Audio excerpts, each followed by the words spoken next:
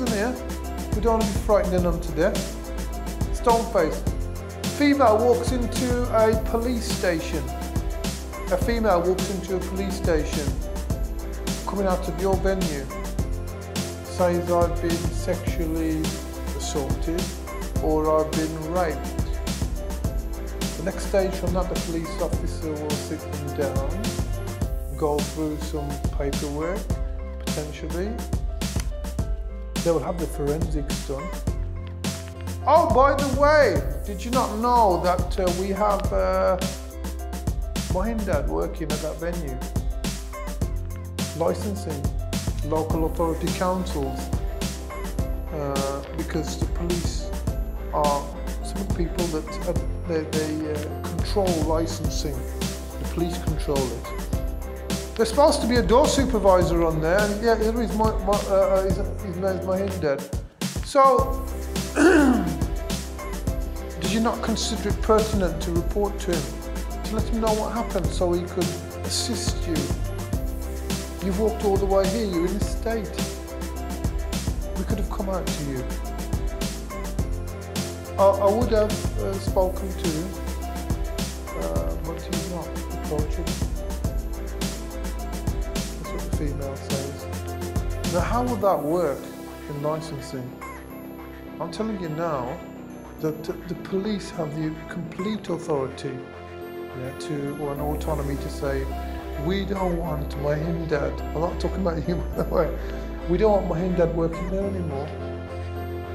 I've seen people being removed within licensing, from a licensing perspective. If my dad works there tonight at your venue, then you know what's going to happen? We're going to apply for a closure.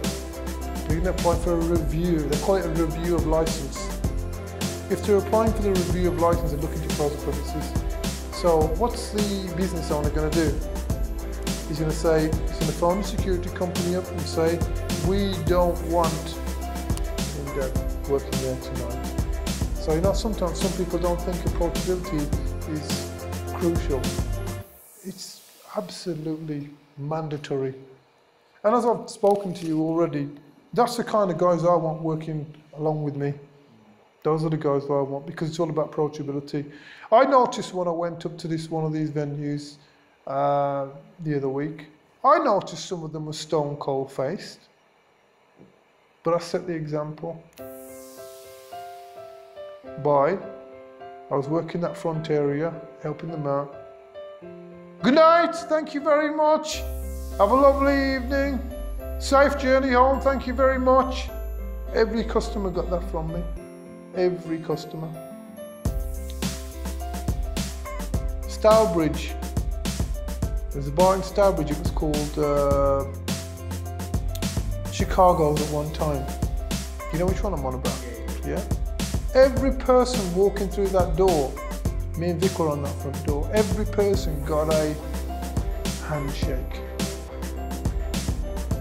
Every person, male, female, they got a handshake.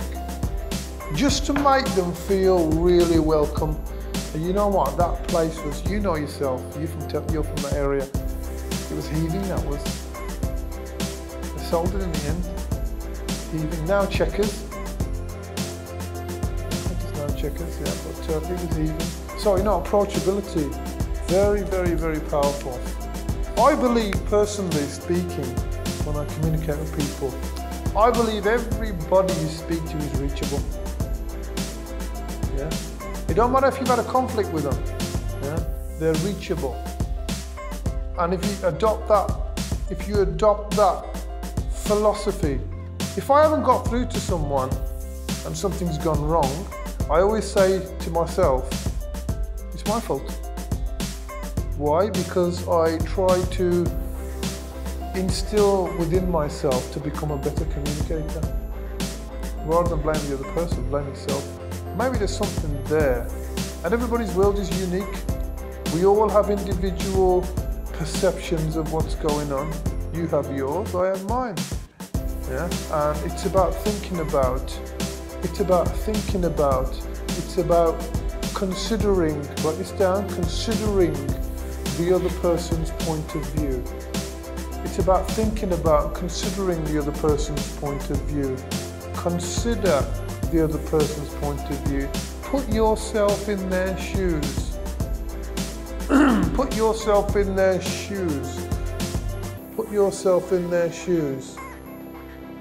Understand their point of view. Write these phrases down. Understand their point of view.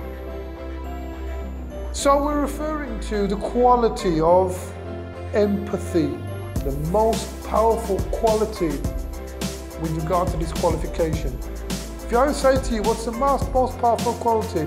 If you said to me, Vic, well, what do you think is the greatest quality? I would say to you, this course and its content hinges on empathy. Because if you've got empathy with someone and you understand them and you can see their point of view, remember that word empathy. If empathy comes up on your assessment paper, that's your answer. Okay, have you got that? Yeah, remember the word empathy. People think empathy is sympathy. Sympathy is not there. Empathy transcends beyond. It goes beyond. There are only a few people in your life. You might have a lot of good friends, yeah? But there are only a few people that you know you will go and speak to when you've got a troubled mind. Am I right? Maybe one, maybe two. I can think of one.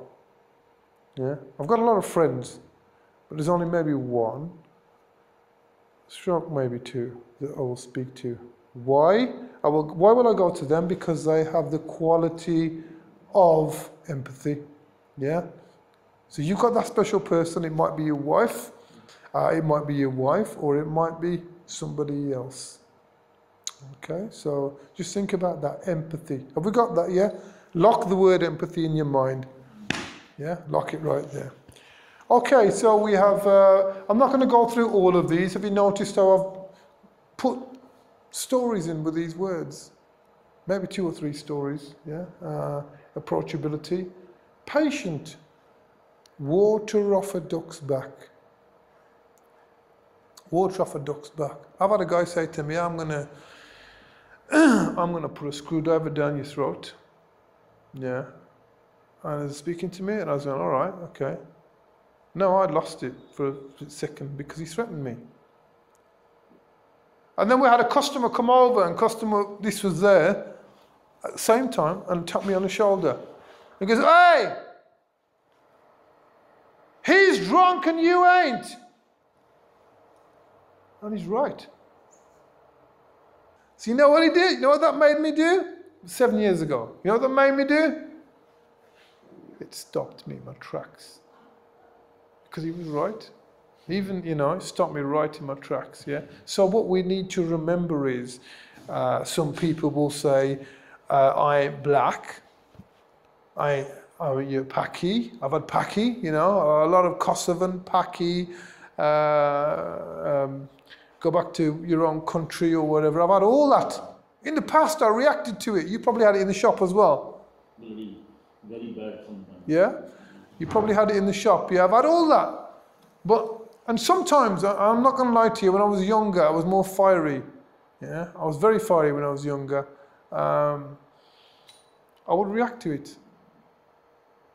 But now, I've had a guy standing in the doorway and he caught me off guard because we removed him from the club some years ago, 20 years ago. We removed him and he says, he got me because he says, you Paki. He says, step outside. Step outside. And he said, you Paki. To me, he said it about 4 times and that escalated the situation. It escalated from there. That means things happened after that. But again, you may get it when you're working. You may get it. You may take abuse. Water off a duck's back. Be patient with it. Yeah, be patient. As long as you're patient. I've also had times when, in the past, where where I've had one scenario, I've had two scenarios, I've had 3, 4, 5, 6, 7 in one night. And you know what my internal conversation says to itself? No more, because I don't want any more on that night. I feel like I'm overloaded. No more. But what needs to kick in at that point in time? You've got to be like the bouncing ball. Bounce once, catch. Let it go. It's not really a small bouncing ball. You don't have to drop them, they come straight back into your hand. You need to be able to bounce back. Quality of resilience. Resilience is the word. The quality of resilience. You need to be able to bounce back from each situation. The bouncing ball. Think about that really. I'm sure you've had one of them when you was kids. I remember I did, and I was throwing it all over the place and something broke in the house and the mum went, hey, yeah, I had it. Yeah. Okay, all right. I'm not going to go through all of these, but I think you get the general idea. Any of these positive qualities that come up, yeah, you can use them on your job interviews. Any of these positive qualities that come up on the assessment paper, they'll see they're all positive. Look for something positive. You have to be a problem solver. Problem solver. A good problem solver. You need to be able to handle aggression and be a good problem solver. And it's not easy. We will work with strategies. I always use strategies when communicating with people. I haven't got one strategy that I use that I'm going to go in and do this. A client of mine who was, I was doing some coaching with him. I do coaching, by the way, as well, life coaching and stuff. Came to me and he was doing some work for me, invigilation work for me. He come in to the invigilation 3-4 times late. Now it looks unprofessional on my part. I'm waiting for him. He used to do the invigilation. So he turns up and he says, he comes in. I said, okay, all right. Now after the invigilation, I said, how do you want me to communicate with you? Do you want me to be frank with you or nice with you? And he said, Vikas, just be frank with me. I'll hopefully get the message in. I had spoken to him on a couple of occasions prior to that, so that message wasn't getting in. But he said that day, I asked him for how he wanted me to communicate with him. He said, be frank. That was a strategy that I used. I said, how do you want me to communicate? He said, be frank. And I was frank with him.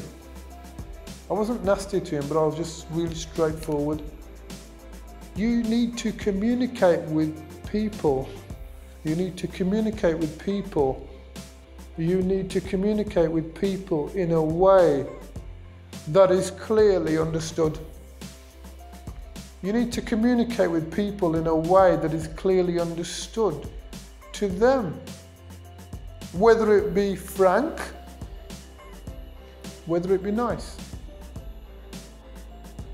I believe in clear communication. Sometimes the client requires more assertiveness. Sometimes the client requires more nicety. They want a bit of comfort. Yeah? And sometimes you say something and it could come across arrogantly, but if so, and it has come across arrogantly, you apologise. You apologise for it. There's not a lot of people that say thank you, and there's not a lot of people in life that say sorry. Okay? Would you agree with me? Yeah? I sometimes get a lot of people on my course programs, and especially with the job centre lot. A lot of them with the job centre lot. You know they're thankful by the body language, but they'll never say it to you. But they might come across and say, because, see, especially come up to you right at the end of the program, because thank you. Or they might not say thank you, I'll see you next time. Yeah? But you can read, you can be a reader of body languages. You have to become a little bit like the child. Remember when you were a child? You go back, think about it. You think about when you wanted something and your parents said, no! But you knew